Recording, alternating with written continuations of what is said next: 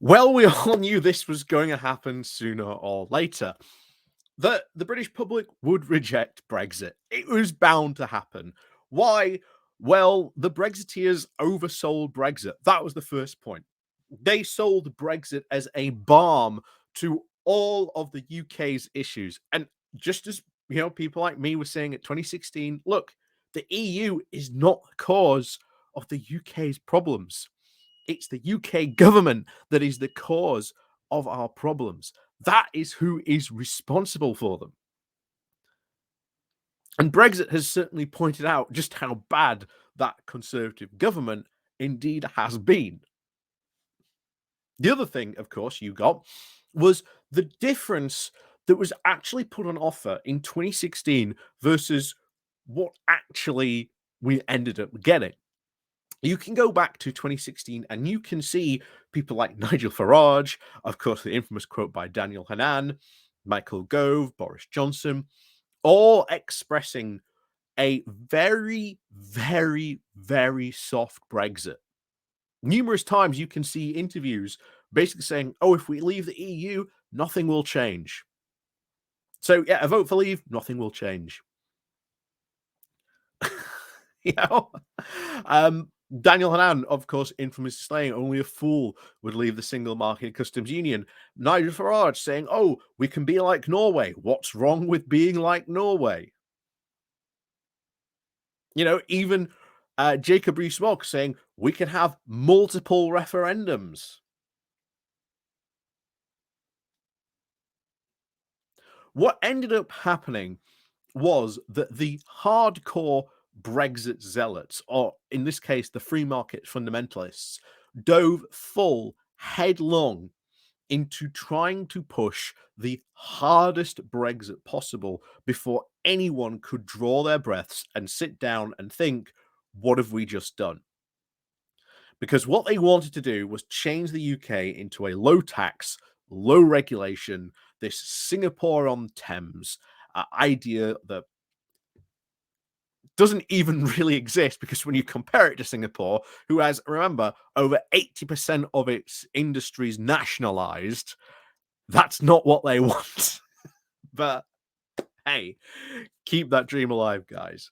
You keep on pushing that wacky dream. But that's what was almost sold, this really, really soft Brexit. And of course, that's not what we ended up getting. That's not what they ended up pushing for. And even now they've got Brexit done, it is failing. The trade agreements are not good. It is costing businesses thousands of pounds in loss of business, in the paperwork, in the time it takes to send all this stuff. It's just an absolute complete faff. Then businesses in Europe don't want to do businesses with company in the UK, so they're not competitive. So of course this is going to be a big problem. And then, interestingly enough, and I always said this, I think, was a big, big problem that Remain missed out on, because they should have highlighted the fact your European holidays are not going to be as easy as they once were.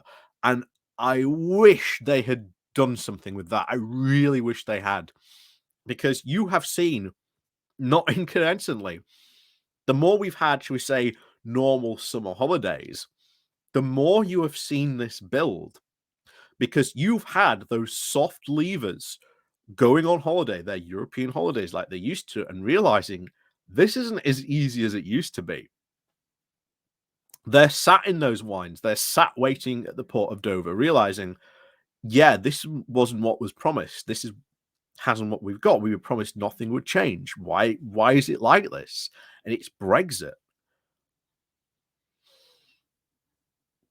So we've talked about the American Prohibition, how that came to an end, how it was the softer dries who came back over onto the wets. There's the whole argument that once, of course, they banned alcohol, America lost the whole alcohol tax, which cost millions in tax revenue to America. A very similar situation here. It's costing the UK Treasury millions. due to lost revenue, due to lost trade. There's a lot of very interesting parallels between this and prohibition.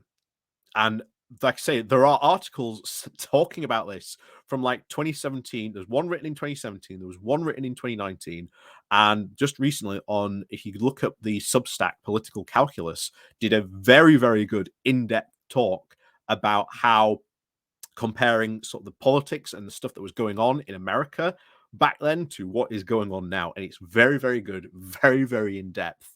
They're very, very well worth reading if you want to look them up, but definitely go give them a look because it is happening exactly the same way. All those people who voted for Brexit regretting their choice, and those soft leavers who were promised, oh, yeah, nothing's going to change. The middle class going on their European holidays, stuck waiting in lines in the airport in Dover. They're not liking it. They're not liking it at all. And it is changing very, very quickly. And now we've got new polls, and these polls are incredible. Because according to this, nearly half of Britons want a second Brexit referendum in the next 10 years. And honestly, it's unbelievable. So you just look at this. So this is all Britons. So if we're this is people who want one in 2023. That's 26%. In the next 5 years, it jumps up to 29%. In the next 10 years, it jumps up to 46%. That is huge.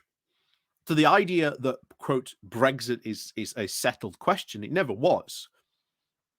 You know, the Brexiteers won on a 2% victory. It was hardly enough to justify the extent at which we have seen Brexit go to the damage that it has caused the UK. It was not justified. And it has caused more trouble, and people are realizing it that actually what was sold to them was a bad bill of goods. Just look at the rest of these. So, next one down here intended it to vote Conservative. So do they want one in 2023? Only 10% want it. The next 5 years, it goes up to 13. In 10 years, it rises up to 21. We are seeing constantly an intention of the further we get out of the way, more and more people want that referendum. And then this is when you get to Labour. So in 2023, 42% of intended to vote Labour want one. 63% want one in the next 5 years, while 69% want one in the next 10 years. And then you get on to Remain, who voted Remain in 2016. 41% want one this year in 2023. 61% want in the next 5 years. 70% in the next 10 years. And then you go on to Leave voters in 2016. Only 8% want one in 2023. 16 in 5 years, and then 20 in 10 years.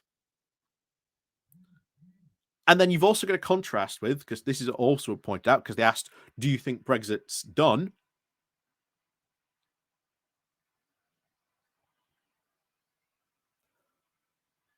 Only 30% said that Brexit was done. 30% of Britons think that Brexit is done. It's not. It's not done at all. We always said it right from the very beginning. Brexit would be a continuing, ongoing process. It's never done. It's never finished. And then this is a very interesting quote from Beth Manham, who's one of the people who carried out this poll for YouGov. She said this: despite these levels of regret among the British public, this new polling shows that there is not necessarily a widespread appetite for another referendum anytime soon. However, there is a strong party division that could swing campaigns as we head into the next election and beyond, with a highly significant majority of those who currently intend to vote Labour backing a referendum on rejoining the EU within the next 5 or 10 years. Our figures also suggest that if a referendum were held now, Britain rejoining the EU would come out on top. So while political leaders have time on their side, this polling suggests that there will come a point in the coming years where the conversation about another referendum will be hard to avoid.